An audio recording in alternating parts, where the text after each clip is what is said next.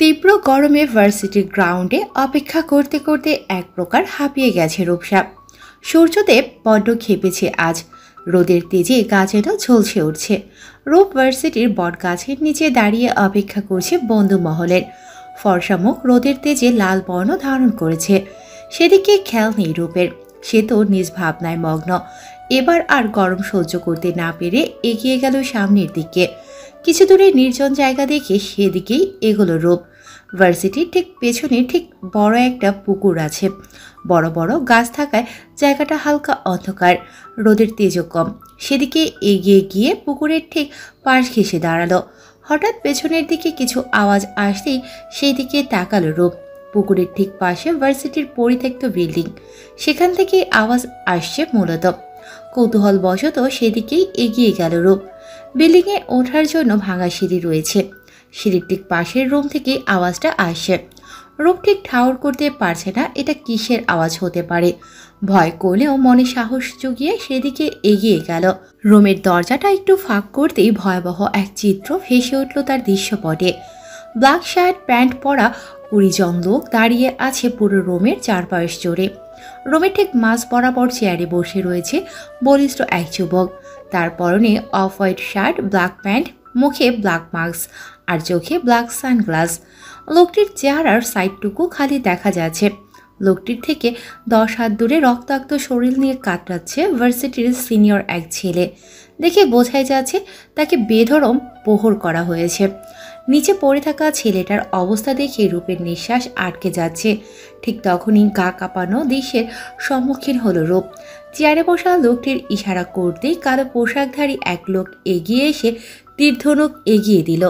মুহূর্তেই চেয়ারে বসা লোকটা ধনুকের তীরটি নিচে পড়ে থাকা ছেলেটার দিকে তাক করল। অতঃপর ছেলেটির বুক বরাবর তীরটি ছুড়ে দিল।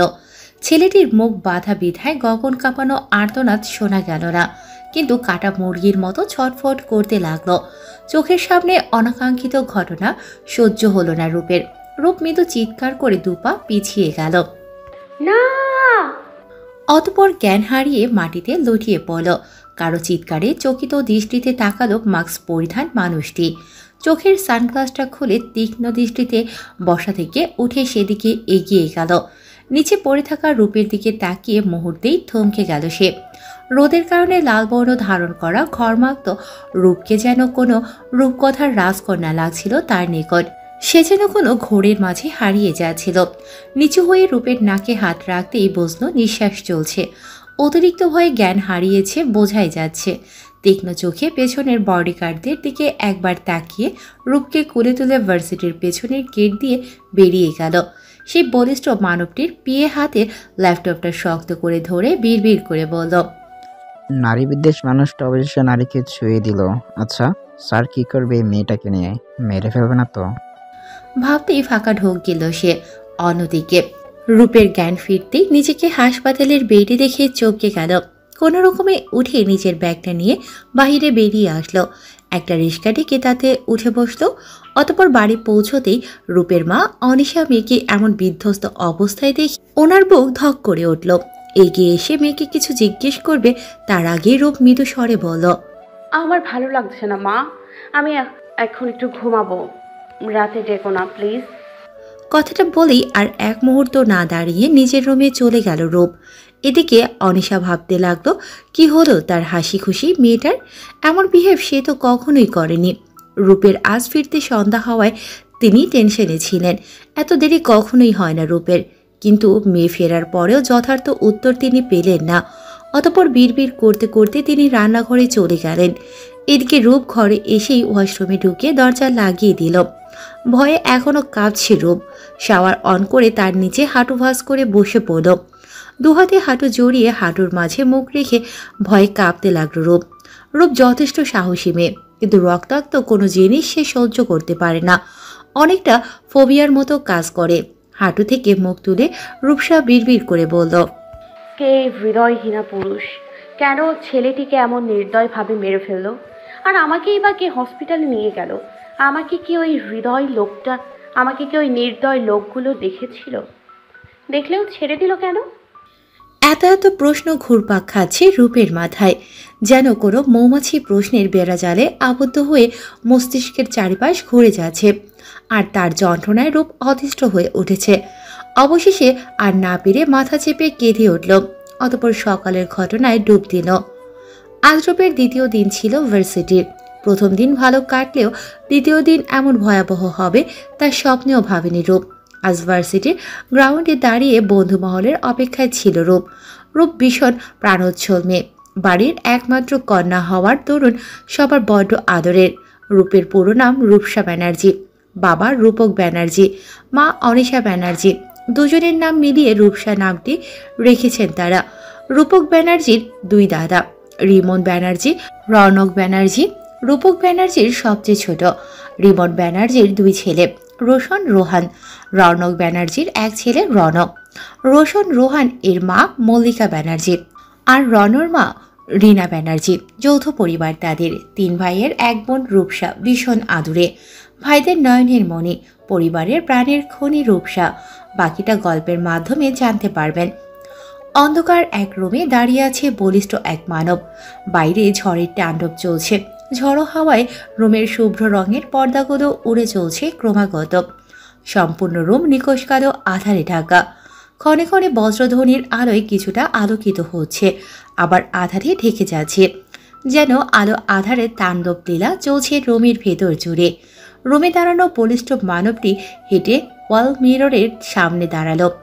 অতঃপর মিররের নিজের প্রতিচ্ছবির দিকে তাকিয়ে ফিস ফিস আওয়াজে কিছু বলল, যা এই ঝড়ের রাতে ভয়ানক শোনালো।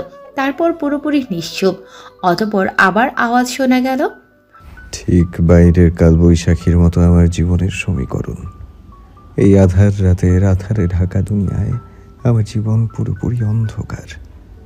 অতঃপর হাতে ধরে থাকা একটি লকেটের দিকে তাকিয়ে বলে উঠল, আমার এই আধারে ঢাকা জীবনে তুমি অভিশাপ হয়ে এলে, আধারের হৃদয় স্পর্শী। আমার ছন্ন ছাড়া জীবনটাকে আরো ছন্ন ছাড়া করে দিল তোমার আগমন। আমিও তোমার জীবনে অভিশাপ হয়ে আসব, হৃদয় স্পর্শী। অভিশপ্ত করব তোমার জীবন। বলে হাতের লকেটটা মুঠোয় চেপে ধরে মিররে আঘাত করল। মুহূর্তেই মিররের কাঁচ ভেঙে টুকরো টুকরো হয়ে ছড়িয়ে পড়ল চারিদিকে। বিদ্যুতের মৃদু আলো রুমে প্রবেশ করতেই মানবটির মুখ স্পষ্ট হলো। অফ হোয়াইট শার্ট, সাথে ব্ল্যাক প্যান্ট, চোখের মণি নীল বর্ণের, তবে স্পষ্ট রাগে তা লাল বর্ণ ধারণ করেছে। গালে চাপদাড়ি, গলার অ্যাডামস অ্যাপেলের পাশের গাঢ় তিলটি তার চেহারার সৌন্দর্য কয়েক গুণ বাড়িয়ে তুলেছে। ফর্সা শরীরে অফ হোয়াইট ড্রেস আপে দারুণ লাগছে। হাত থেকে চুইয়ে রক্ত পড়ছে, সেদিকে বিন্দুমাত্র ভ্রুক্ষেপ নেই তার। সে তো মত্ত তার হৃদয় স্পর্শিনীর ভাবনায়। তার ভাবনার সুতো ছিঁড়ে মুঠোফোনটি সশব্দে বেজে উঠতে তার রিসিভ করল সে। অপর পাশ থেকে কিছু বলতেই বাঁকা হাসি ফুটল তার ঠোঁটের কোণে। বিড়বিড় করে বলল, underworld mafia king, this is my only identity. বলেই রক্তাক্ত হাতে থাকা লকেটটি মুঠোয় চেপে ধরল। টপ বিজনেসম্যানের ছেলেকে তীরধনুকের আঘাতে নির্মমভাবে হত্যা করা হয়েছে। গোপন সূত্রে জানা গেছে কোনো মাফিয়া এই কাজ করেছে। তবে কী কারণে তাকে হত্যা করা হয়েছে তা এখনও জানা যায়নি। আজকের হেডলাইনে প্রথম পাতায় বড় বড় অক্ষরে এই কয়েকটা লাইন দেখে নিঃশ্বাস বন্ধ হওয়ার জোগাড় হয়েছে রূপের। সে ক্রমাগত ঘামছে। রোজ সকালে বাবার রেখে যাওয়া নিউজ পেপার উল্টে পাল্টে দেখা রূপের কাজ আজও তাই করছিল। তবে এখন সে স্থির থাকতে পারছে না। কাল রাতে ঘুমানোর পর আজ আর কালকের কোনো কথাই মনে ছিল না। এখন মনে পড়তেই ভয়ে জমে যাচ্ছে সে। আর বসে না থেকে দৌড়ে রুমে চলে গেল। ভার্সিটির গ্রাউন্ডে দাঁড়িয়ে 4 মূর্তি অপেক্ষা করছে তাদের লিডারের। এই 4 মূর্তি হলো পেখম, ঋদ্ধি, মন, ঈশান। আরও একজন আছে। এরা সবে ফার্স্ট ইয়ারের স্টুডেন্ট। ক্লাস 9 থেকে এদের বন্ধুত্ব। স্কুল কলেজ পার করে অবশেষে ভার্সিটি আসা। আজও একই রকম বন্ডিং। এই 5 জনের অনলাইনে আলাদা একটা গ্রুপও আছে, নাম বন্ধু মহল। এতক্ষণ অপেক্ষা করেও যখন কাঙ্ক্ষিত মানুষটির দেখা মিলল না, তখন বিরক্তিতে নাক কুঁচকে মন বলে উঠল, এখনো আসছে না কেন বলতো? আর কতক্ষণ অপেক্ষা করব? মনের কথা শেষ হতে না হতেই ঈশান দাঁত দিয়ে নখ কাটতে কাটতে বলে উঠল, কাল আমরা দেরি করিয়েছি না, তাই আজ তার প্রতিশোধ নিচ্ছি। পেখম একবার গেটের দিকে তাকিয়ে বলল, আচ্ছা, ও ঠিক আছে তো? পেখমের কথা শুনে ঋদ্ধি ভেঙচি কেটে বলে উঠল, ঠিক থাকবো না কেন? ও না ঠিক থাকলে আমাদেরকে ঠিক রাখবো। ঋদ্ধির কথা শুনে বাকি সবাই হেসে উঠল। ঠিক তখনই তাদের কাঙ্ক্ষিত ব্যক্তির দেখা। সবাই একসাথে তাকালো সেদিকে, হোয়াইট কুর্তি পরনে রূপবতী নারীটির দিকে, যে তাদের ভালো রাখার সবচেয়ে ভালো মাধ্যম। তাদের দিকে এগিয়ে আসতেই সবাই একযোগে চেঁচিয়ে বলল, দারুণ লাগছে রূপ। রূপ হালকা হাসলেন তাদের রিয়াকশন দেখে, তারপর সবাইকে জড়িয়ে ধরল, অতঃপর সবাইকে ছেড়ে বলে উঠল, কেমন আছেন সবাই?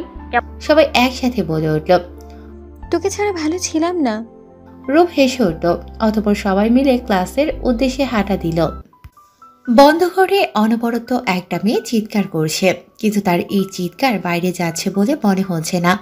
চিৎকার করতে করতে একসময় ক্লান্ত হয়ে মেয়েটি থেমে গেল। সামনে তাকিয়ে অনবরত ঢোক গিলতে লাগলো। সামনে বলিষ্ঠ এক মানবের ছায়ামূর্তি। মূর্তিটি এগিয়ে আসতে বিস্ময়ে মুখ হা হয়ে গেল তার। কিছু বলার জন্য মুখ খুলতে মানবটির চোখের দিকে তাকিয়ে থেমে গেল। মানবটি একটি রাজকীয় সিংহাসনে বসে তীক্ষ্ণ দৃষ্টিতে তার দিকে তাকালো, অতঃপর খুব ক্ষীণ আওয়াজে ফিসফিসিয়ে বলল, আমার সাথে রাত কাটাতে চাও মিস কেয়া? সামনে পড়ে থাকা কেয়া নামের মেয়েটি কিছু বলতে পারল না। তার নিশ্চুপ থাকা যেন সামনের মানবটিকে রাগিয়ে দিল। সে হুঙ্কার ছেড়ে বলে উঠল, আনসার মি। কেয়া এবার ভয়ে কেঁদে দেবে এমন অবস্থা, তাও কিছুটা সাহস করে বলল, ইচ্ছে হলে রাত কাটাবেন, না হলে নেই। আমি তো জাস্ট অফার করেছি, কিন্তু আপনি আমাকে আটকে কেন রেখেছেন? যেতে দিন আমায়। মানবটি বিকট শব্দে হেসে উঠল, অতঃপর উঠে দাঁড়িয়ে কেয়ার চারিপাশে ঘুরতে ঘুরতে বলে উঠল, আপনাকে ছেড়ে দেওয়ার জন্য এত লোক দিয়ে তুলে নিয়ে আসিনি মিস কেয়া। কেয়া আবার ভীষণ ভয় পেল, তুতলিয়ে বলল, তবে বেগ কেন এনেছেন?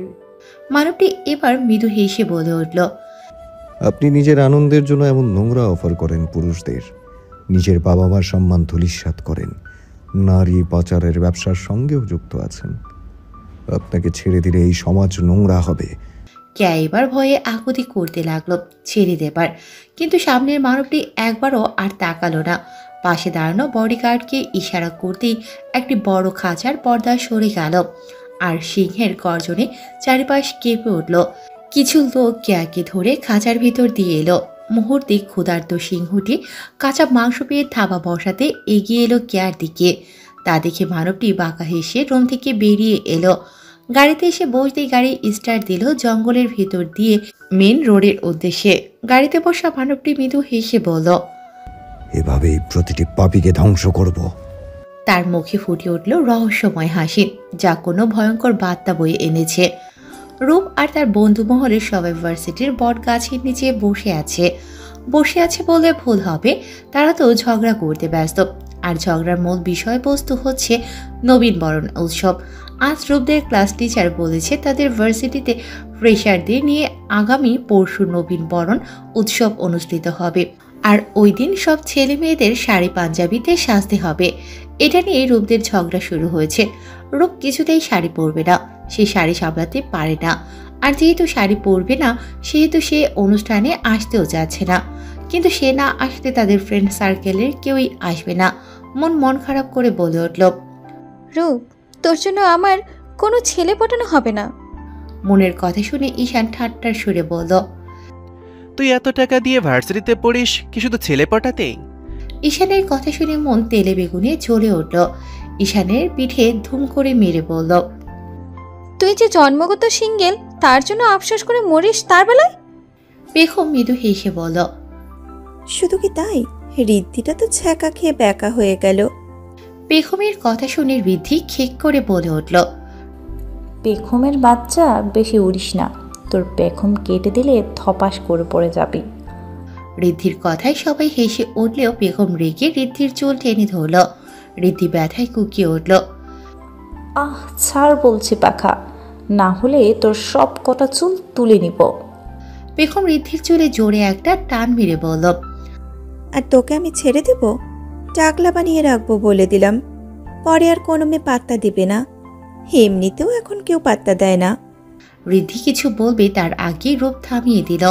অতঃপর সবার উদ্দেশ্যে বলে উঠল। শুধু শুধু ঝগড়া করছিস কেন? মন বলে উঠল। বল না তুই আসবি প্লিজ। মনের কথাই সবাই একসাথে রূপকে জড়িয়ে ধরে রাজি করতে লাগলো। অবশেষে আর না পেরে রূপ চিৎকার করে বলে উঠল, আচ্ছা আসবো। রূপের কথায় সবাই খুশি হয়ে রূপকে আরো শক্ত করে হাঁক করল। রূপও জড়িয়ে ধরল। বন্ধুত্ব শব্দটাই এমন, এই ঝগড়া তো এই ভাব। বন্ধুদের সাথে আনন্দ করা মুহূর্তগুলো সবচেয়ে সুন্দর হয়, স্মৃতির পাতায় গাঢ়ভাবে থেকে যায়। সেই মুহূর্তগুলো মনে করে বিষণ্ণ সময়ে ও হেসে উঠি আমরা। হারিয়ে গিয়েও কোথাও যেন থেকে যায় এইসব স্মৃতিগুলো। দেখা হবার জন্য ছটফট করে তনুমন। মাঝে মাঝে ইচ্ছে করে ফিরে যেতে সেই সব রঙিন বন্ধুযুক্ত দিনগুলিতে। বেঁচে থাকুক বন্ধুত্বগুলো আজীবন। পাখির কিচিরমিচির শব্দে ঘুম ভাঙল রূপের। ইয়া বড় রেড টেডি বিয়ারটা আরো একটু জড়িয়ে নিয়ে উঠে বসল রূপ। বেডে আরো 3টি টেডি রাখা আছে। রূপ চোখ কষতে ঘড়ির দিকে তাকালো। 8:05 বাজে। আজ ভার্সিটিতে নবীনবরণ উৎসব। নবীনবরণ উৎসবে এর জন্য কাল ভার্সিটি বন্ধ ছিল। কাল সারাটা দিন বেশ আনন্দেই কেটেছে রূপের। এসব ভেবে রূপ ওয়াশরুমের উদ্দেশ্যে হাঁটা দিল। একেবারে শাওয়ার নিয়ে বেরোলো। হাতের তোয়ালেটা ব্যালকনিতে মেরে দিল। কাল সারা রাত বৃষ্টি হওয়ার দরুন আজ বেশ সতেজ লাগছে প্রকৃতি। রূপ সেদিকে তাকিয়ে স্বস্তির নিঃশ্বাস নিল। তারপর ব্যালকনিতে লাগানো গাছগুলোর দিকে নজর দিল। গাছ আর প্রকৃতি রূপের ভীষণ প্রিয়। তাদের বাড়ির সাইড একটা ছোট্ট বাগান আছে, সেখানে নানা ফল ফুলের গাছ। আর রূপের ব্যালকনিতেও মিনি গার্ডেন আছে। পুরো ব্যালকনিতে জুড়ে শুধু ফুলের গাছ। এর মধ্যে সবচেয়ে বেশি বেলি ফুল গাছ। ব্যালকনির সাইড জুড়ে রয়েছে বাগান বিলাস গাছ। বসন্ত চলে গেলেও বাগান বিলাস ফুলগুলি এখনো বসন্তের মতো রঙিন। বাগান বিলাস এর বিপরীতে কাঠগোলাপ গাছ। এই গাছ ঘিরে রূপের নানা স্মৃতি। কাঠগোলাপ গাছের নিচে আর্টিফিশিয়াল ফুল দিয়ে গোল দোলনা আছে। এই ব্যালকনিটা রূপকথার রাজপরী মনে হয়। রূপের আবদারে তার 3 দাদা এই ব্যালকনিটা নিজ হাতে সাজিয়েছেন। এইসব ভাবতেই রূপের ঠোঁটে মৃদু হাসির রেখা খেলে গেল। রূপ ব্রেকফাস্ট এর উদ্দেশ্যে ড্রয়িং রুমে হাঁটা দিল। রূপ নিচে এসেই দেখল ড্রয়িং রুমের পাশে ডাইনিং টেবিলে বাড়ির বড়রা এসে পড়েছে, তবে বাড়ির ছেলেরা এখনো আসেনি। রূপ এগিয়ে এসে সকলের উদ্দেশ্যে বলে উঠল, good morning everyone. Rimon Banerjee হালকা হেসে বললেন, আজ তোমার ভার্সিটিতে নবীনবরণ উৎসব অনুষ্ঠিত হবে, তাই তো? রূপ মাথা নাড়ালো, যার অর্থ হ্যাঁ। রনক ব্যানার্জি বলে উঠলেন, তোমার ভার্সিটির দিনগুলো কেমন চলছে প্রিন্সেস? কোনো অসুবিধা হচ্ছে না তো? রূপ বলল, না ছোট পাপা, কোনো অসুবিধা হচ্ছে না। রূপের বাবা নিজের প্লেটের থেকে ব্রেড নিয়ে রূপের মুখের সামনে ধরতে রূপ একটা বাইট দিল। অতঃপর রূপের বাবা নিজেও ওই ব্রেডে বাইট দিয়ে বলে উঠল, পড়াশোনা কেমন চলছে মা? রূপ হেসে বাবাকে জড়িয়ে বাবার কাঁধে মাথা রাখে বলে উঠল, ভালো বাবা, তোমার শরীর ঠিক আছে তো? রূপের বাবা মৃদু হেসে মাথা নাড়িয়ে মেয়েকে খাওয়াতে ব্যস্ত হয়ে পড়লেন। রূপের বড় মা মিসেস মল্লিকা কিচেন থেকে চায়ের কাপ নিয়ে এসে টেবিলে বসলেন। রূপের দিকে তাকিয়ে হেসে বললেন, মামুনি, আজ এত সকাল সকাল, ব্যাপার কি? রূপের ছোট মা মিসেস রিনা অরেঞ্জ জুস রূপের দিকে দিতে দিতে হেসে বললেন, বুঝলে বর্দি, আজ ভার্সিটির উৎসব না, তাই আমাদের রূপ মামুনির এত সকাল সকাল দর্শন পাওয়া গেল। ওদের কথার মাঝেই বাড়ির বড় ছেলে রোশন নিচে নেমে এসে টেবিলে বসে সবাইকে বলে উঠল, গুড মর্নিং এভরিওয়ান। রোশনের কথা শেষ না হতেই বাড়ির মেজ ছেলে রণ আর ছোট ছেলে রোহান নিচে নেমে এলো। রণ চেয়ারে বসলো আর রোহান রূপের মাথা চাটা মেরে বলে উঠল, তুই এত বড় হয়েও ছোট বাবার হাতে খাচ্ছিস কেন? শ্বশুর বাড়িতে গেলে তোকে কে খাইয়ে দিবে? রূপ মাথা ঢোলে রোহান এর দিকে রাগে চোখে তাকিয়ে কাঁদো কাঁদো হয়ে বলে উঠল, তুই আমায় মারলি কেন ছোটদা? তোর কপালে বউ নাই। রূপের কথায় সবাই হেসে উঠলেও রোহান রাগে চোখে তাকিয়ে খাওয়ায় পথ নিল। সকাল 10:30। ভার্সিটিতে সবাই উপস্থিত। রূপের বন্ধুমহল আড্ডায় ব্যস্ত। সবাই আজ শাড়ি পাঞ্জাবিতে সেজেছে। মন নীল শাড়ি নীল ব্লাউজ পরেছে, চুলে খোপা করে তাতে গাঁদা ফুলের গাছরা গোজা। ঈশান হলুদ পাঞ্জাবি সাদা পাজামা পরেছে, হাতে ব্ল্যাক ব্র্যান্ডের ওয়াচ। পেখম গোলাপি শাড়ি সাথে গোলাপি ব্লাউজ, চুলে বেনুনি করে লম্বা করে রজনীগন্ধার গাছরা গোজা। ঋদ্ধি ব্ল্যাক পাঞ্জাবি আর সাদা পায়জামা, হাতে ব্ল্যাক ওয়াচ। চারজনেই ভার্সিটির বট গাছের নিচে দাঁড়িয়ে আছে। মনের মনে টানা উত্তেজনা কাজ করছে, কারণ আজ ভার্সিটিতে নবীন বরণ উৎসবের জন্য দেশের টপ বিজনেসম্যান আসবে অতিথি হিসেবে। ওদের এইসব ভাবনার মাঝেই গেটের দিকে চোখ গেল। বিস্ময় সবাই হা হয়ে গেল। গাঢ় লাল শাড়ি পরনে, সাদার মাঝে লাল লাল ফুল ডিজাইনের 3/4 ব্লাউজ, হাতে লাল চুড়ি, খোলা চুলে কয়েকটা কাঠগোলাপ গোজা। শাড়ির কুচি ধরে তাদের দিকে এগিয়ে আসে রূপ। রূপের এই প্রথম শাড়ি পরা, তাই সামলাতে কষ্ট হচ্ছে। এদিকে ভার্সিটির অর্ধেক ছেলে রূপের দিকে হা করে তাকিয়ে আছে। রূপ কোনো দিকে না তাকিয়ে বট গাছের নিচে বসে থাকা বন্ধুদের দিকে এগিয়ে গেল। রূপ আসতেই মন হা করে তাকিয়ে ঈশানের হাতে একটা চিমটি কাটল। ঈশান ব্যথায় আহ করে উঠতেই মন তাকালো ঈশানের দিকে, অতপর রূপের দিকে তাকিয়ে বলে উঠল, তুই সত্যি রূপ তো? ঈশান বলে উঠল, না, এত রূপের বাহার। ঋদ্ধি চোখ কষলে বলল, শাড়িতে তোরে এত সুন্দর লাগতেছে। আমাদের ভার্সিটির ছেলেরা আজ মিনি হার্ট অ্যাটাক করেই বসবে।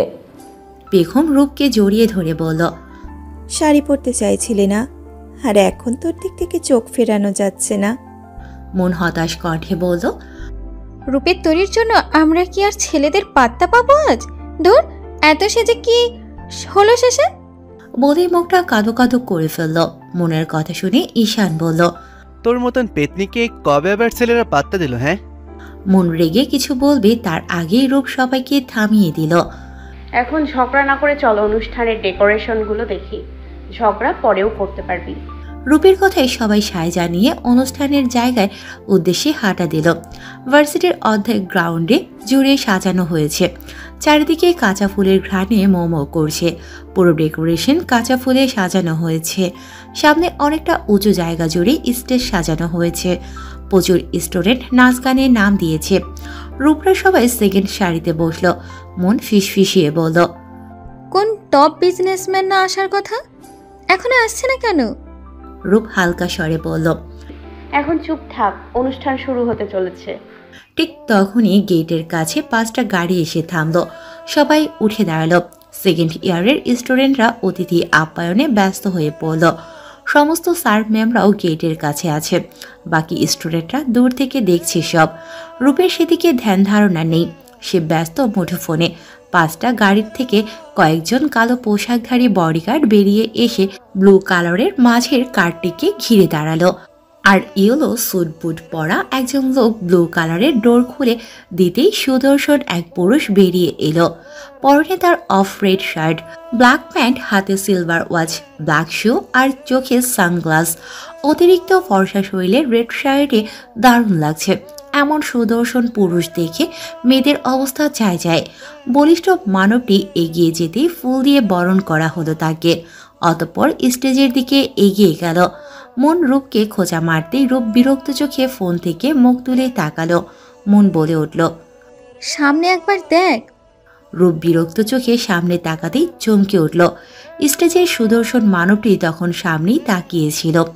রূপ যেন মুহূর্তেই কোনো ঘোরের মাঝে হারিয়ে গেল। কেন যেন মনে হচ্ছে এই সুদর্শন পুরুষটিকে সে আগেও দেখেছে। বুকের মাঝে কিছু কি হলো? এমন এলোমেলো তো আগে লাগেনি। তবে রূপ এক দৃষ্টিতে তাকিয়ে রইল সামনের মানবটির দিকে, যেন চোখের পলক ফেলতে ভুলে গেছে। ভার্সিটির প্রিন্সিপাল মাইক্রোফোনের সামনে দাঁড়িয়ে বলে উঠল, আজকে আমাদের এই অনুষ্ঠানে বিশেষ অতিথি এই যে দেশের টপ বিজনেসম্যান তীব্র চৌধুরী। দেশের টপ বিজনেসম্যান তীব্র চৌধুরী। হোল ওয়ার্ল্ড এ যতগুলো চৌধুরী ইন্ডাস্ট্রিজ আছে তার সবার মালিক তীব্র চৌধুরী। 28 বছরে বলিষ্ঠ এক যুবক, সুদর্শন হওয়ার দরুন হাজারো মেয়ের ক্রাশ। অসাধারণ ব্যক্তিত্বের অধিকারী এই পুরুষ আমেরিকার প্রতিটি মেয়ের কাছে আইডল নামে পরিচিত। তীব্রর জন্ম আমেরিকায়, বড় হয়ে ওঠাও আমেরিকায়। 18 বছর বয়সে এই দেশে আসা। তারপর এই দেশে পড়াশোনার পাশাপাশি নিজস্ব ব্যবসা শুরু।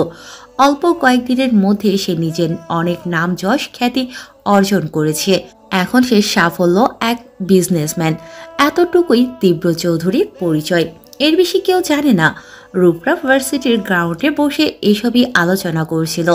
মূলত মন এসব বলছে আর বাকি সবাই শুনছে। অনুষ্ঠান শেষ হয়েছে কিছুক্ষণ আগে। এখন সব অতিথি হল রুমে বসে আলোচনা করছে, আর কিছু স্টুডেন্ট গ্রাউন্ডে বসে আছে, আবার কেউ কেউ বাড়ি চলে গেছে।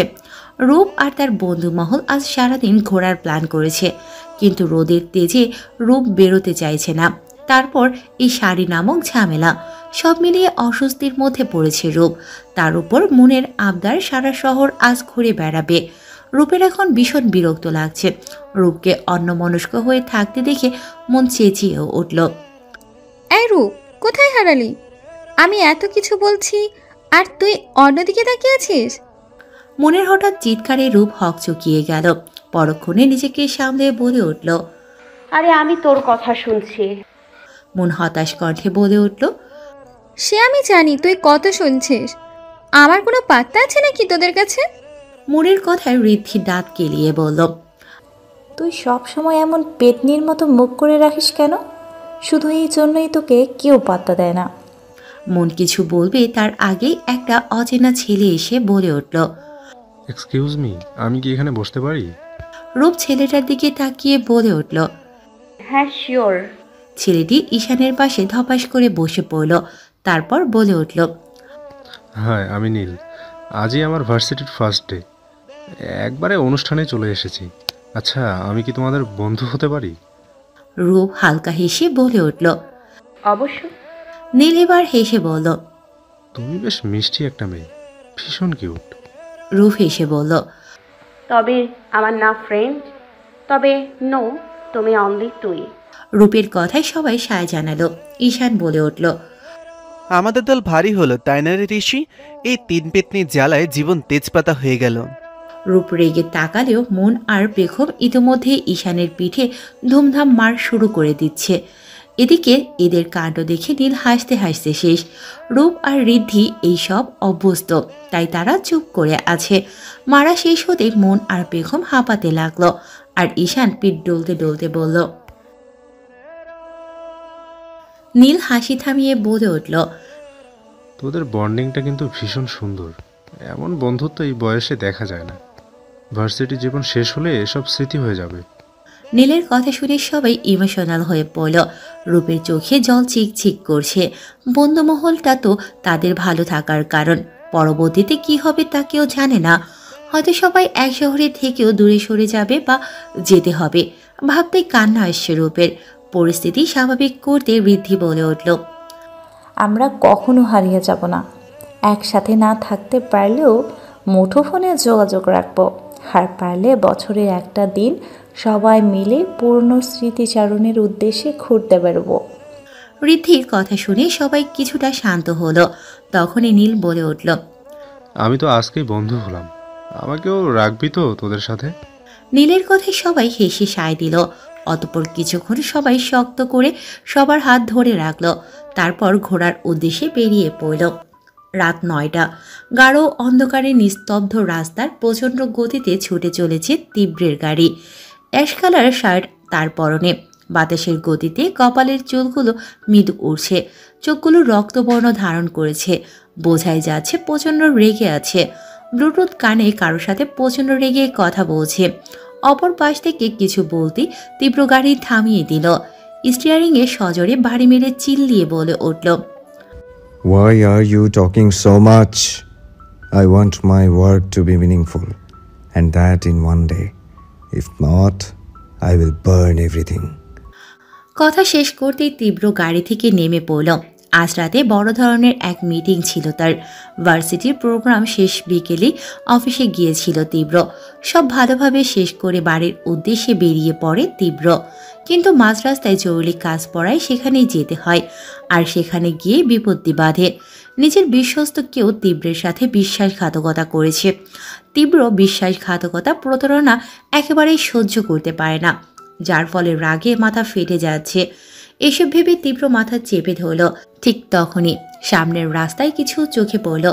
ভালো করে তাকাতেই দেখল কেউ একজন মাতালের মতো টলতে টলতে এদিকে আসে। লাল শাড়ি পরনে তার। তীব্র এগিয়ে যেতে মেয়েটি তীব্রর গায়ে ঢলে পড়ল। তীব্র অন্ধকারেও ভালো করে তাকিয়ে দেখতে পেল না। তাই মেয়েটিকে কোলে নিয়ে গাড়িতে বসল। নিজেও পাশে বসে গাড়ির লাইট অন করতে থমকে গেল। মুগ্ধ দৃষ্টিতে তাকিয়ে রইল পাশে বসে ঢলতে থাকা পিঠির দিকে। মেয়েটি হালকা হেসে বলে উঠল, আর ইউ তীব্র চৌধুরী, রাইট? তীব্র তখনও কোনো ঘোরের মাঝে। মেয়েটিকে সে দেখেছে আগেও, তবে মনে পড়ছে না। মেয়েটি আবার বলে উঠল, আমি রূপসা ব্যানার্জি। বলেই রূপ তীব্রের দিকে এগিয়ে গেল। তীব্র হাসল মৃদু। অতপর কিছু জিজ্ঞেস করবে তার আগেই রূপ মাতালের মতো ঢলতে ঢলতে বলে উঠল, আপনি ভীষণ সুন্দর জানেন, কিন্তু একদম ভালো না, একেবারে বদরাগী মানুষ। আপনাকে আমার একটু ভালো লাগেনি, তবে সব মেয়ে আপনার দিকে কেমন করে তাকিয়ে থাকে। কই আমি তো তাকাইনি। আপনি একটু ভালো না, ভীষণ খারাপ। তীব্র ভীষণ রেগে গেল এবার। একে তো মাতাল মেয়ে, তার উপর এত রাতে বাহিরে একা, তার গাড়িতে বসে তার সামনেই তার বদনাম করছে। সে কত মেয়ের ক্রাশ, কত মেয়ের কাছে আইডল, তার ঠিক নেই। আর এই মেয়ে কি বলে, সে নাকি খারাপ। তীব্র রেগে কিছু বলবে তার আগেই চোখ গেল রূপের ঠোঁটের নিচে থাকা তিলটির দিকে। মুহূর্তে তীব্র রাগে রূপের ঠোঁট আঁকড়ে ধরল। রূপ মাতাল হলেও হালকা হুঁশে ছিল, তাই তো তীব্র এমন কাণ্ডে হতভম্ব হয়ে গেল। তাদের এই অনাকাঙ্ক্ষিত মুহূর্তের সাক্ষী রইল দূর আকাশের পূর্ণিমার লাল চাঁদ। আচ্ছা, লাল চাঁদ নাকি অশুভ বার্তা বহন করে? তবে কি রূপের জীবনে ধেয়ে আসছে কোনো অশুভ ছায়া, যা ধ্বংস করে দিবে রূপের সুখের জীবন? কথায় আছে না, অতীতের ভুল পিছু ছাড়ে না। রূপের জীবনেও তাই ঘটছে। যেই অতীতের বিষাক্ত ধোয়া রূপের সুখের জীবন একটু একটু করে তছনছ করেছে প্রতিনিয়ত। আজ ভার্সিটি থেকে রূপরা সবাই অনেক ঘোরাঘুরি করে শেষে পার্কে গিয়ে বসে। তখন সন্ধ্যা নামের মুখে। পশ্চিম আকাশে লাল কমলা মিশ্রণে আটডোবার সূর্য সবে অস্ত যাচ্ছে। অসাধারণ এই দৃশ্য রূপ মুগ্ধ নয়নে দেখতে ব্যস্ত। মন আর ঈশান ফুচকা কিনতে গেছে সামনের দোকানে। ঋদ্ধি, বেগম, নীল ওরা নিজেদের মতো আড্ডায় ব্যস্ত। আশেপাশে অনেক মানুষজন আছে। কিছু কাপল ব্যস্ত নিজেদের প্রেমালাপে, আবার কেউ কেউ প্রিয় মানুষটির সাথে হাতে হাত রেখে সময়টা উপভোগে ব্যস্ত। মোট কথা সবাই ব্যস্ত নিজেদের নিয়ে, কেউ কারো দিকে তাকানোর বিন্দুমাত্র আগ্রহ নেই। রূপ এইসবই পর্যবেক্ষণ করছে আর গোধূলি বিলাস করছিল। ঠিক তখনই কেউ বলে উঠল, শাড়ি পরে পার্কে কি করছো? ছেলেদের ইমপ্রেস করতে চাও নাকি? কথাটা বলেই বিশ্রীভাবে হাসতে শুরু করল। রূপ তাকিয়ে দেখল 24 বছরের এক পুরুষ দাঁড়িয়ে। পুরুষটিকে রূপ খুব ভালোভাবেই চেনে।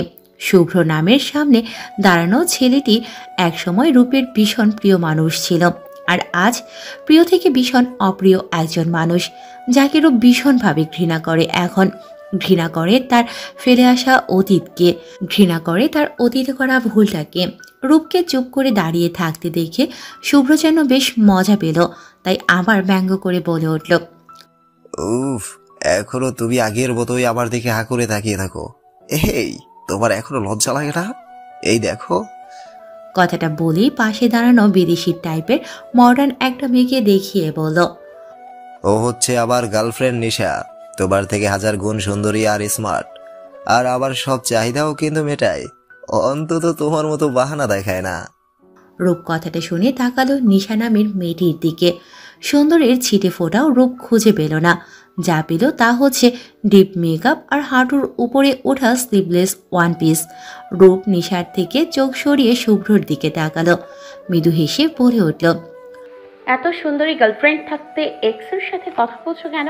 তা আবার গার্লফ্রেন্ডের সামনে। তুমি আর বদলালে না। রূপের কথা শুনে শুভ্র রাগী চোখে তাকিয়ে বলল, তোমার মতো থার্ড ক্লাস মেয়ের সাথে কথা বলার কোনো ইচ্ছা আমার নেই, জাস্ট দেখা হলো তাই।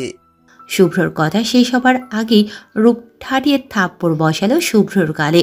পার্কের সবাই এতক্ষণ ওদের দিকেই তাকিয়েছিল। মন ওরা সবাই এতক্ষণে রূপের পাশে দাঁড়িয়েছে। নীলবাদে সবার চোখে আগুন ঝড়ো রাগ। রূপ থাপ্পড় মারতেই ওরা যেন বেশ মজা পেল। একে অপরের দিকে তাকিয়ে হালকা হাসলো। আর নীল, সে কিছু না বুঝলেও এতটুকু ধারণা করেছে বিষয়টা বেশ গভীর। তবে রূপের রাগী ফেসটা দেখে এখন নীলের বেশ অবিশ্বাস লাগছে। রূপ যথেষ্ট কিউট, সুইট, চঞ্চল স্বভাবের মেয়ে। অন্তত এতক্ষণ নীল রূপের এই রূপটাই দেখেছিল। শান্ত স্বভাবের মানুষ রেগে গেলে যে ভয়ানক হয়ে ওঠে, রূপ তার অন্যতম উদাহরণ। রূপ চিল্লিয়ে বলে উঠল, তোমার মতো নোংরা মস্তিষ্কের মানুষ আমি আর একটাও দেখিনি। অন্যায় করে আবার বড় গলায় কথা বলো। এই, তুমি নিজেকে কি ভাবো? হ্যাঁ, আমাকে তুমি সেকেন্ড হ্যান্ড মনে করো, তাই না? You bloody bitch. তোমার মতো নোংরা মনের মানুষের জন্য আমার মনে কোনো জায়গা নেই। আমি তোমাকে ঘৃণাও করি না, জানো তো? ঘৃণা করতেও তো মনে জায়গা দিতে হয়। আমার মনে তোমার জন্য সেই জায়গাটাও নেই, বুঝেছো? এরপর থেকে দেখা হলে কথা তো দূর, আমার দিকে তাকালেও তোমার চোখ তুলে লুডো খেলবো আমি। Mind it. কথাগুলো এক নিঃশ্বাসে বলেই রূপ সেখান থেকে চলে যায়। পেছন পেছন রূপের বন্ধুরাও হাঁটা দেয়। শুধু ঈশান যাওয়ার আগে শুভ্রর কলারটা ঠিক করে বলে, হিরে ফেলে কাজ ধরলে তো এমন হয় ব্রো। তারপর আমাদের লিডারের সাথে কথা বলার আগে এই থাপ্পড়টা মনে রেখো। বাই।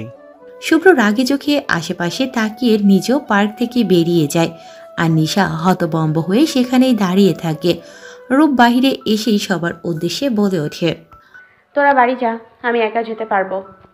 মন রূপের হাত ধরে বলে, আমরা তোর সাথে যাব। আমি জানি তোর মনের অবস্থা ভালো না, কিন্তু রূপ মনের কথা শেষ না করতে দিয়েই বলে ওঠে, তুই এত বছরে আমাকে এই চিনলি? রূপসা ব্যানার্জি কখনো এত সহজে ভেঙে পড়ে না, আর এইসব সো কল্ড মানুষের জন্য তো নয়। বাই দ্য ওয়ে, তোরা যা, আমি আসছি।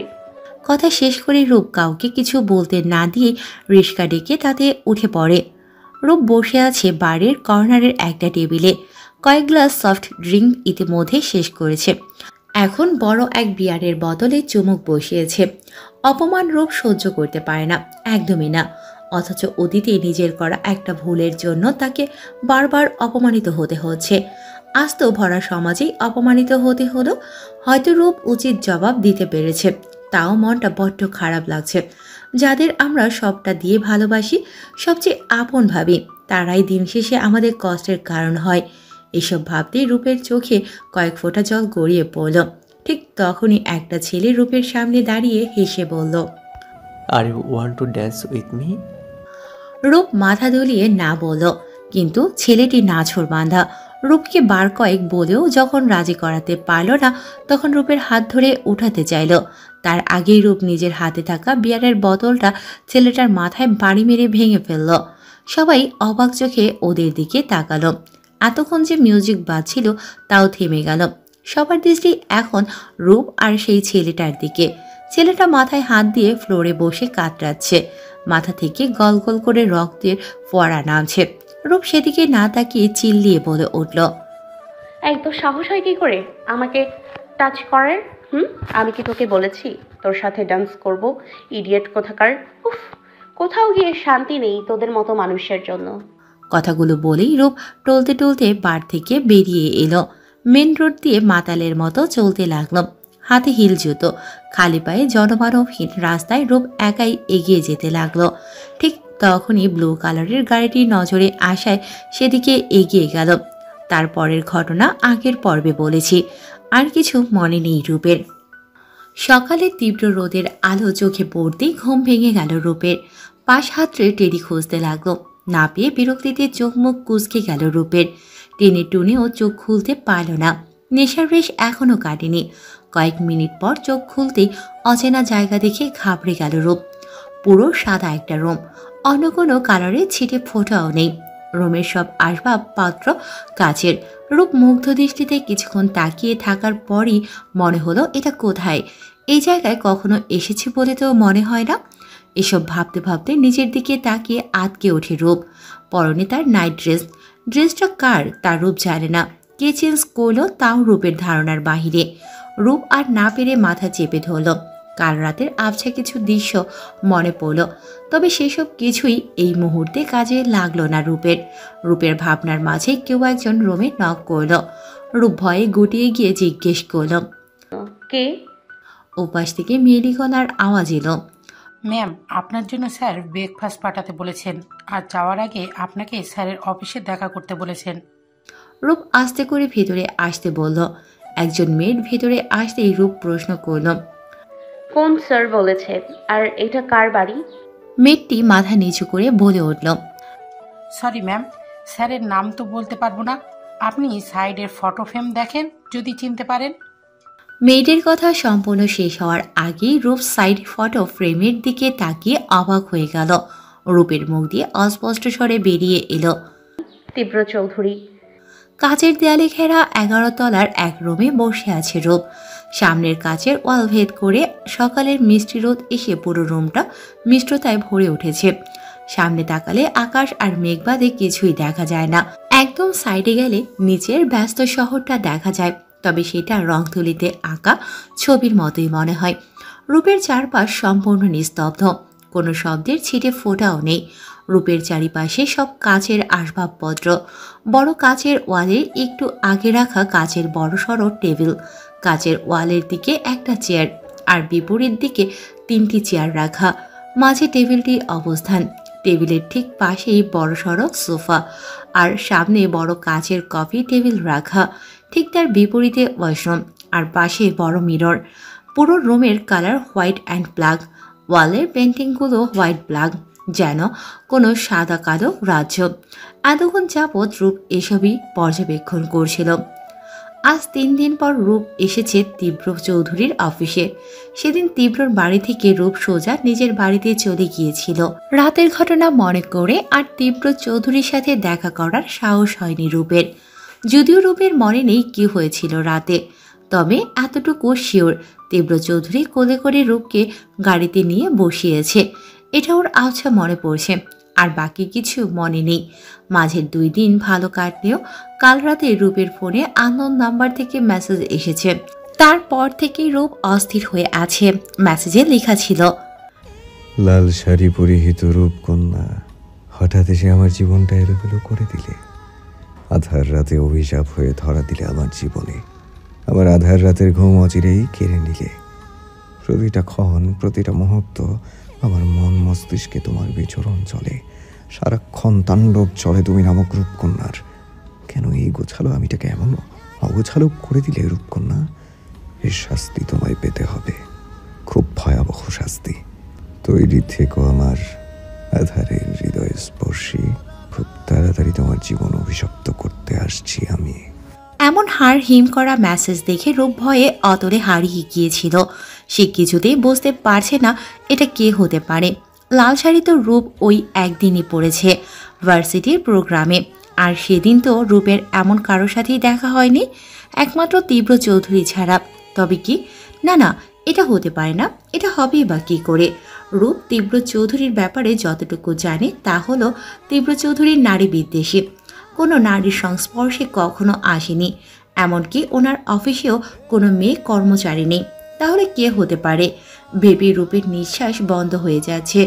রূপের মন বলছে তীব্র চৌধুরীকে একবার জিজ্ঞেস করা উচিত, কারণ তীব্রই তো এসেছিল বার থেকে বেরোনোর মিনিট 5 পর। কিন্তু জিজ্ঞেস করলে কেমন দেখায়? তখনই রূপের মনে পড়ল তীব্রর বাড়িতে মেড বলেছিল তীব্র নাকি দেখা করতে বলেছে, সেই অজুহাতেই তীব্রকে জিজ্ঞেস করা যাবে। এসব ভেবেই রূপ ঘুমিয়ে পড়ল। রাতের কথা ভেবে মনে মনে সাহস সঞ্চয় করল রূপ।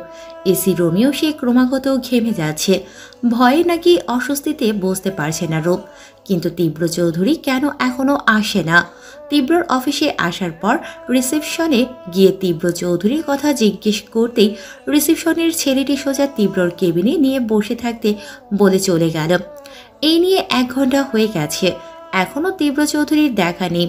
রূপ এবার ভয় অস্বস্তি ভুলে প্রচণ্ড বিরক্তি বোধ করল।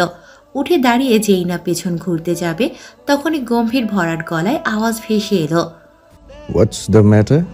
Why are you in my office? What do you want? পুরুষের নবযৌবনের গলার স্বর যখন পাল্টায়, তখন যেমন তার সেই স্বর নারীর হৃদয়ে ঝংকার তোলে, ঠিক তেমনই অনুভব হলো রূপের। এই কয়েকটা শব্দেই রূপ হারিয়ে গেল। মনে হলো যেন এই পুরুষের গলার স্বর শোনার জন্য রূপ 1000 জনম এখানে থাকতে প্রস্তুত। মাথা ঘুরিয়ে আর দেখার সাহস পেল না রূপ। ভালো লাগার পাশাপাশি অনেকটা ভয় ও মনে জেগে বসেছে। যা বলতে এসেছে সব গলায় আটকে আছে। রূপকে চুপ করে থাকতে দেখে পেছনের ব্যক্তিটি আবারও একই সুরে বলে উঠল, Hey, are you okay? এভাবে চুপ করে আছো কেন? রূপ এবার কিছুটা সাহস সঞ্চয় করে পেছন ঘুরে তাকালো। মুহূর্তেই দুজোড়া চোখের মিলন ঘটে গেল। দুজনেই এক দৃষ্টিতে দুজনকে দেখতে ব্যস্ত। কেউ নিজের বহুদিনের তৃষ্ণা মেটাচ্ছে, আর কেউ অসাধারণ এক ব্যক্তিত্বে মোড়ানো বলিষ্ঠ মানবকে দেখে যাচ্ছে। দিন দুনিয়া ভুলে দুজনে দুজনকে দেখতেই বিভোর। দরজায় কেউ নক করায় রূপ হকচকিয়ে সেদিকে তাকায়। তারপর তীব্রর দিকে তাকাতেই বড়সড় এক ঝটকা খায় রূপ। তীব্র তখনও এক দৃষ্টিতে রূপের দিকে তাকিয়ে, যেন আশেপাশে তার কোনো খেয়ালই নেই। দরজায় আবার আওয়াজ হতে তীব্র ধ্যান ভাঙে। সে বিরক্ত দৃষ্টিতে দরজার দিকে তাকিয়ে নিজের চেয়ারে বসে বলে, কাম। দরজা খুলে বিদেশি এক পুরুষ ভেতরে আসে। এসেই সরাসরি রূপের দিকে তাকিয়ে থমকে যায়। একবার রূপের দিকে তো আর একবার তীব্রর দিকে তাকাচ্ছে। রূপ তখনও দাঁড়িয়ে আছে। সে তো বোঝার চেষ্টা করছে ছেলেটার এমন তাকানোর মানে। আর কে এই ছেলে, এভাবে অদ্ভুতভাবে কেন তাকিয়ে আছে? সব কিছুর লিমিট ছড়িয়ে যাচ্ছে স্যার, আমরা এত খুঁজেও কোনো রকম কুলু পাচ্ছি না। কপালের ঘাম মুছে কথাগুলো বলল একজন পুলিশ। সামনে বসা সিবিআই অফিসার রণ ব্যানার্জি গম্ভীর মুখে কিছু ভেবে চলেছে। অতঃপর কিছু একটা ভেবে বলে উঠল, আরো পুলিশ লাগাও মায়ান, সব দিক ভালো করে খোঁজ নেওয়া শুরু করো। বলেই উঠে দাঁড়ালো রণ। ঠিক তখনই তার ফোন বেজে উঠল।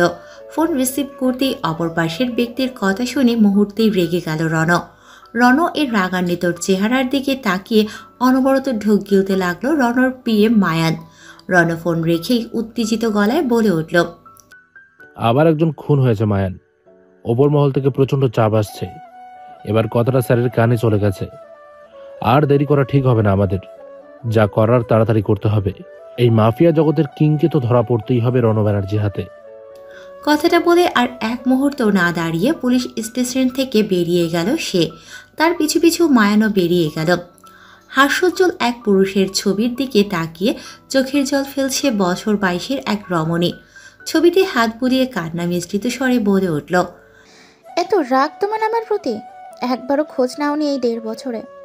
বারবার তোমার কাছে ছুটে যেতে চেয়েছি, আর তুমি ততটাই দূরত্ব বাড়িয়েছ আমার থেকে। তবে আর না, আবার আমি তোমায় ফুল ভেঙে চুড়ে দিয়ে তোমার বুকে ঠাঁই নিব। আমি আসছি তোমার কাছে প্রিয়তম। কথাটা বলে ছবিটি জড়িয়ে নিল নিজের সাথে রুদ্রাক্ষী। নিস্তব্ধ পরিবেশে দুজোড়া চোখ উৎসুক দৃষ্টিতে তাকিয়ে আছে সামনে বসা সুদর্শন মানবটির দিকে। কিন্তু তাতে সামনের মানুষটির কোনো হেলদোল নেই। সে এক মনে ল্যাপটপে নিজের কাজে মগ্ন। দুটি উৎসুক দৃষ্টির মধ্যে একজন পাশে বসা এই রমণীর আগমন সম্পর্কে জানতে চাইছে, আর অপর একজন এই অপরিচিত মানুষের অদ্ভুত দৃষ্টির আড়ালে থাকা কারণটা জানতে চাচ্ছে। কিন্তু যার কাছে প্রশ্নের উত্তর জানবে সেই তো ব্যস্ত নিজের কাজ নিয়ে। রূপসা অনেকক্ষণ চুপ থাকার পর এবার বেশ বিরক্ত হলো। গলা ঠিক করে কিছু বলবে তার আগে তীব্র রূপকে উদ্দেশ্য করে বলল, তুমি রূপসা ব্যানার্জি, আপনি আজ হঠাৎ আমার অফিসে? রূপ ফ্যাল করে তাকিয়ে রইল তীব্রর দিকে।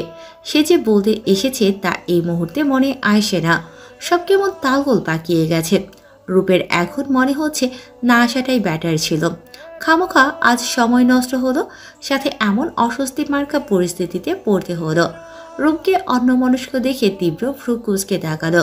তারপর আবার বলে উঠল, কি ব্যাপার, চুপ করে আছেন কেন? রূপসা হকচকিয়ে তাকালো তীব্রর দিকে। তারপর গলা ছেড়ে বলে উঠল, আপনি আমায় দেখা করতে বলেছিলেন। তীব্র খানিকক্ষণ তাকিয়ে চোখ সরিয়ে নিল। তারপর কিছুটা রাগ মিশ্রিত কণ্ঠে বলে উঠল, একটা মেয়ে হয়ে রাত বেরাতে শাড়ি পরে রোডে থাকাটা কেমন ব্যাপার? তাছাড়া are you drunk that day? কথাটা শেষ করে তীক্ষ্ণ দৃষ্টিতে তাকালো রূপের দিকে। তীব্রর এমন দৃষ্টিতে মুহূর্তে ভয় বাসা বাঁধল রূপের মনে। এতক্ষণ পাশে বসে থাকা ছেলেটি অবাক হয়ে তীব্রর দিকে তাকিয়েছিল। এবার বলে উঠল, তুই কি ছুঁয়েছিস ইয়ার? হঠাৎ এমন কথায় রূপ ফট করে ছেলেটির দিকে তাকালো।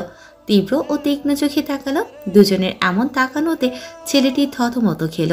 তীব্র ভরাট কণ্ঠে বলে উঠল, মিস রূপসা, আপনার বিহেভটা ঠিক কেমন বলুন তো? রূপ কিছু না বলে হাত কসলাচ্ছে অনবরত। অতঃপর কিছুটা সাহস সঞ্চয় করে বলে উঠল, দেখুন, এটা আমার পার্সোনাল ম্যাটার। আমি এই বিষয়ে কথা বলতে চাইছি না। তীব্র রাগী চোখে তাকালো রূপের দিকে। তীব্রর হঠাৎ এমন রিয়াকশন দেখে রূপ ঘাবড়ে গেল। দ্রুত চোখ নামিয়ে নিল। তীব্র নিজেকে শান্ত করে বলে উঠল, তাহলে আপনি এখন যেতে পারেন। রূপসা একবার আর চোখে তীব্রর দিকে তাকালো। ঠিক সেই মুহূর্তে তীব্র তার দিকে তাকিয়েছিল। ফলস্বরূপ দুজনেই চোখাচোখি হয়ে গেল। এতে তীব্রর কোনো পরিবর্তন না হলেও রূপসা ততক্ষণে চোখ সরিয়ে নিল। আর কিছু না বলে দ্রুত বেরিয়ে গেল তীব্রর কেবিন থেকে, যেন সে এটার অপেক্ষাতেই ছিল। তাই আর সময় নষ্ট করল না, দ্রুত পালিয়ে বাঁচল। বাংলাদেশগামী ফ্লাইট ইন্ডিয়ার এয়ারপোর্টে ল্যান্ড করতেই প্রিয়জনদের রিসিভ করতে মানুষের ঢল লেগে গেল। সবাই সবার প্রিয়জনদের নিয়ে বাড়ির উদ্দেশ্যে রওনা হচ্ছে। কেউ আবার প্রিয়জনদের দেখে আনন্দে কেঁদে ফেলছে। নানান মানুষ নানান কাজে ব্যস্ত। এয়ারপোর্টের এক কর্নারে দাঁড়িয়ে এতক্ষণ যাবৎ এইসব পর্যবেক্ষণ করছিল এক রমণী। তার চোখে মুখে আনন্দের ছাপ স্পষ্ট। এত বছর বাদে নিজের প্রিয় মানুষটিকে দেখতে পাওয়ার আনন্দে আত্মহারা সে। তবে আফসোস, তার জন্য কেউ অপেক্ষায় নেই, না কেউ তাকে নিতে এসেছে। সে জানে না এদেশে তার জন্য কি অপেক্ষা করছে। এত কিছু না ভেবে কাউকে ফোন করল সে। ফোনে কথা শেষ করে নিজের চোখের করে জমে থাকা জলটা মুছে বাহিরে রওনা হলো রুদ্রাক্ষী। অনবরত ফোন করার পরেও যখন ওপাশ থেকে একই কথা ভেসে আসলো, তখনই ফোনটা আছাড় মেরে ভেঙে ফেলল রোশন। রাগে তার মাথাটা ফেটে যাচ্ছে। বারবার নিষেধ করার পরেও একই ভুল করাটা রোশনের সবচেয়ে অপছন্দের তালিকায়। আজ প্রায় এক সপ্তাহ হতে চলল। নিজের প্রিয়সীর কোনো খোঁজ পাচ্ছে না রোশন। যাকে খোঁজ দিয়েছে সে জানে না কোথায় আছে রোশনের প্রিয়সী। তাই তো রাগে কোনো দিকে মন দিতে পারছে না রোশন। সে এক দৃষ্টিতে ভাঙা ফোনটির দিকে তাকিয়ে বলে উঠল, ঠিক এইভাবেই বারবার আমার হৃদয় ভেঙে দিয়েছ তুমি রুদ্রপতি। তবুও তোমায় আমি ক্ষমা করে কাছে টেনে নিয়েছি, কিন্তু এবার চরম সীমা পার করছো তুমি। এর শাস্তি ভয়াবহভাবে পাবে। এত ভালোবাসার যত্নের পরও অন্য সুখে মুগ্ধ হয়েছ তুমি। আমার কাছে কিসের কমতি ছিল তোমার, যার জন্য অন্য সুখে ডুবেছিলে তুমি? এবার আর ছাড় পাবে না, আর না পাবে মুক্তি। খুব তাড়াতাড়ি আমার হৃদয়ে বন্দী হবে তুমি। কথাটা শেষ করেই বাড়ির উদ্দেশ্যে বেরিয়ে গেল রোশন। এখন চাইলেও সে কাজে মন বসাতে পারবে না।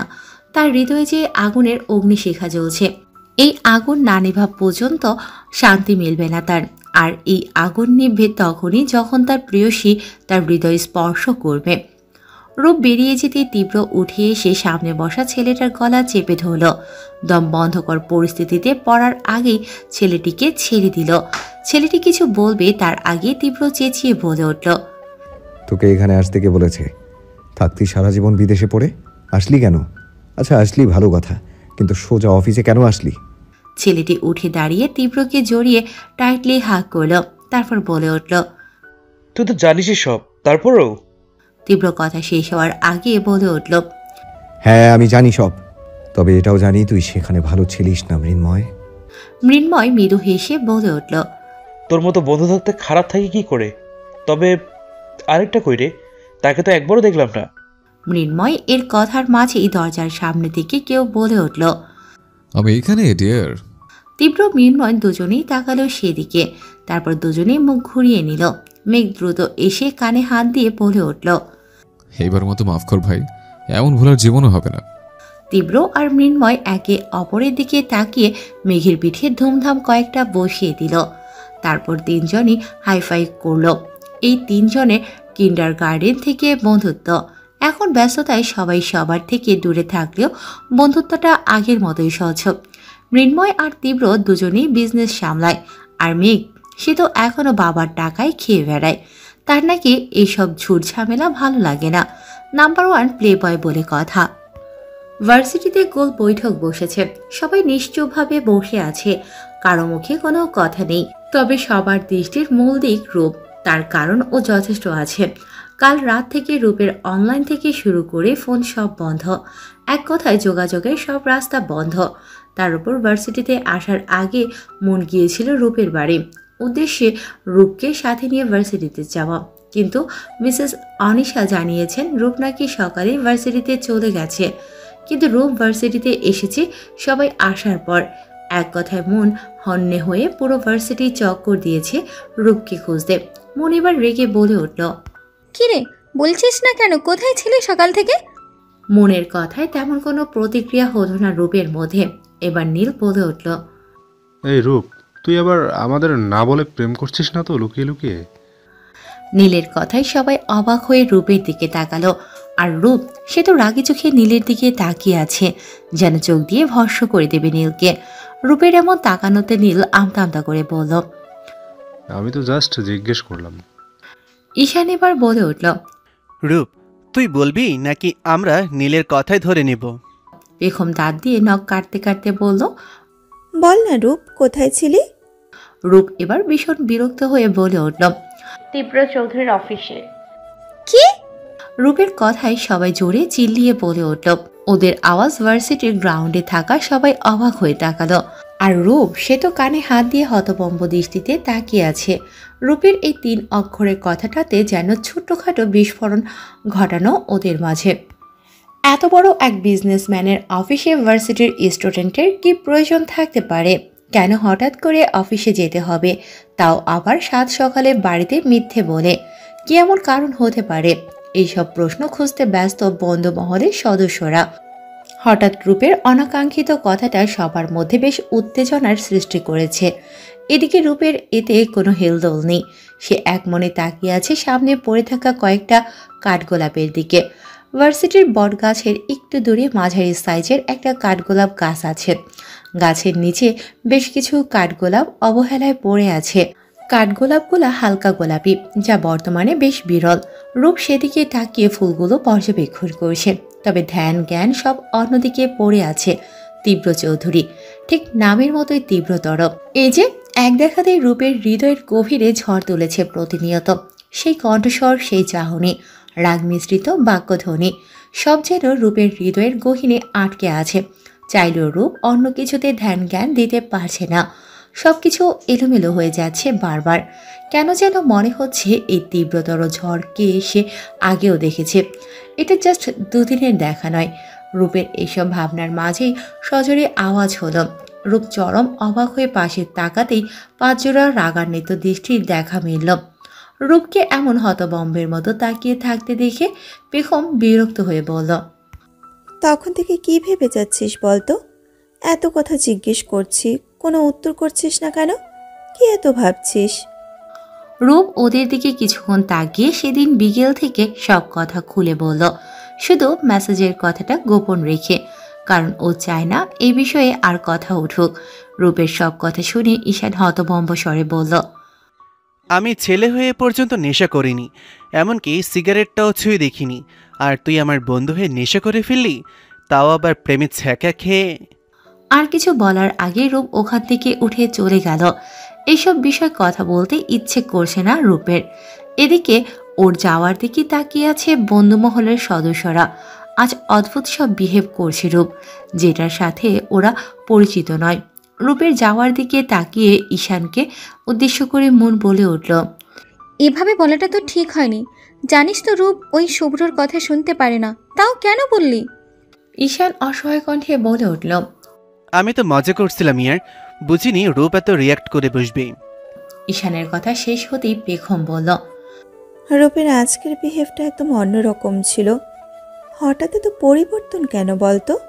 পেখমের কথা শুনে সবাই একে অপরের দিকে তাকিয়ে মুখ চাওয়াচাওয়ি করল। কেউই বুঝতে পারছে না। অতঃপর সবাই ক্লাসের উদ্দেশ্যে রওনা হলো, কারণ রূপ এখন ক্লাসেই আছে। রক্ত লাল চোখে সামনের দিকে তাকিয়ে আছে রণ। মায়ান মুখ কাচুমাচু করে দাঁড়িয়ে আছে পাশে। আর সামনে কয়েকজন পুলিশ কনস্টেবল দাঁড়িয়ে ভয়ে কাঁপছে। তাদের দেখে এই মুহূর্তে 105 ডিগ্রি জ্বরে আক্রান্ত রোগী মনে হচ্ছে। পরিবেশটা বেশ নিস্তব্ধ। এই নিস্তব্ধ পরিবেশ পছন্দ হলো না রণর, তাই তো হুঙ্কার তুলে বলে উঠল, এতবার ওয়ার্নিং দেওয়ার পরও একই ভুল কি করে করো তোমরা? বারবার বলেছিলাম কড়া সিকিউরিটি করতে, বলেছিলাম কঠোর নজরদারি রাখতে, তারপরও একই অবস্থা কেন? Answer me, damn it. এতক্ষণ ভয়ে সবাই কাঁপলেও এবার কেঁদে ফেলার মতো অবস্থা। তাই মায়ান কাচুমাচু হয়ে বলে উঠল, সব ঠিকই ছিল স্যার, তাও। আর কিছু বলার আগেই রণ থামিয়ে দিল। টেবিলে রাখা ওয়াল্ট বলটা ঘোরাতে ঘোরাতে বলে উঠল, তবে কি করে এতজন ভেতরে আসতে পারে? এত সিকিউরিটির চোখ টোপকে কি করে আসতে পারে? উত্তর না পেয়ে রণব মায়ানের দিকে তাকালো। মায়ান কিছু বলতে চাইছে, তবে এতজনের সামনে বলাটা ঠিক হবে না ভেবে চুপ করে আছে। রণব বুঝতে পেরে হাতের ইশারায় সবাইকে বাহিরে যেতে বলল। মুহূর্তেই সবাই চলে গেল। ওরা যেতেই মায়ান এক নিঃশ্বাসে বলতে লাগলো, স্যার আমরা যতজন ছিলাম তাতে করে ওখানে টিসি মাফিয়া গ্যাংয়ের সদস্যরা ঢুকবে কি করে? ওরা সবাই কোনো সিক্রেট কার্ড ইউজ করে ভেতরে এসেছে। তবে স্যার আমার মনে হয় এই গ্যাংয়ের লিডার কোনো ভালো মানুষকে খুন করে না। যে কোনো ড্রাগস ডিলার বা অন্য কাজে যুক্ত ক্রিমিনাল যাদের আইন শাস্তি দিতে পারছে না, একমাত্র তাদেরই খুন করে। রণ চুপ করে সবটা শুনল। এই বিষয়টা অনেক আগেই তার মাথায় এসেছে। যখন বিজনেসম্যানের ছেলেকে ভার্সিটিতে খুন করা হয়, তখন ও খোঁজ নিয়ে জানতে পেরেছিল ছেলেটা একজন ধর্ষক। তার নামে মামলাও করা হয়েছিল, কিন্তু 3 ঘন্টার বেশি সে লকআপে থাকেনি। তার ব্যবসায়ী বাবা তাকে ঘুষের মাধ্যমে বের করেছিল। ঠিক এর পরের দিন যেই মেয়ের বাবা মামলা করেছিল তার বিরুদ্ধে তার ঝুলন্ত লাশ পাওয়া গিয়েছিল, কিন্তু সবার ধারণা তাকে খুন করে লাশ ঝুলানো হয়েছে। এরপরে ঘটনাটা রণ নিজের চোখে দেখেছে। কেয়া নামক এক মেয়ে বাবা মার অবাধ্য হয়ে পুরুষের দৃষ্টি আকর্ষণ করে টাকা হাতিয়ে নিত। ঠিক সেই মেয়েকে সিংহের থাবায় মরতে হয়েছে। এইসব বিষয় থেকেই রণ টিসি মাফিয়া চক্রকে অর্ধেক বুঝতে পেরেছে। এসব ভেবেই রণর মুখে হালকা হাসি ফুটে উঠল। আসলে কাল রাতে মন্ত্রীর ফার্ম হাউসে পার্টি ছিল, যার সম্পূর্ণ নজরদারির দায়িত্ব ছিল রণর উপর। কিন্তু কোথা থেকে কয়েকজন মুখোশধারী লোক এসে সবাইকে ঘেরাও করে ফেলে। পুলিশরা ফায়ারিং করার আগেই একটা বদ্ধ রুম থেকে বড় বড় দুটো হোয়াইট কালার সিল করা বক্স বার করে সেই মুখোশধারী লোকগুলো। মন্ত্রীর বাড়িতে এমন বক্স কোথা থেকে আসবে এই নিয়ে যখন সবার মধ্যে সমালোচনা চলছিল, ঠিক তখনই মুখোশধারী লোকগুলো বক্স খুলে ফেলে। আর সেদিকে তাকিয়ে উপস্থিত সবাই বিস্ময়ে হতবাক হয়ে যায়, কারণ সেখান থেকে বান্ডিল বান্ডিল ড্রাগস বেরিয়ে আসে। ভালোর মুখোশ পরা মন্ত্রীর এমন কালো ব্যবসা, সবার মনে কুৎসিত ধারণার সৃষ্টি হয়েছে। এই বিষয়টি নিয়েই আজ মিটিং ছিল।